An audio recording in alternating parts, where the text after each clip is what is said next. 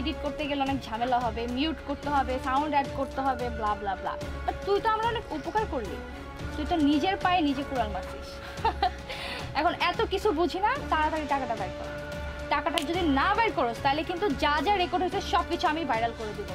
আর viral করলে তো তুই বুঝতেই পারতেছিস তাই না তোর হাল কি হবে। তো চুপচাপ টাকাটা দে। শিট, এটা আমি কি করলাম?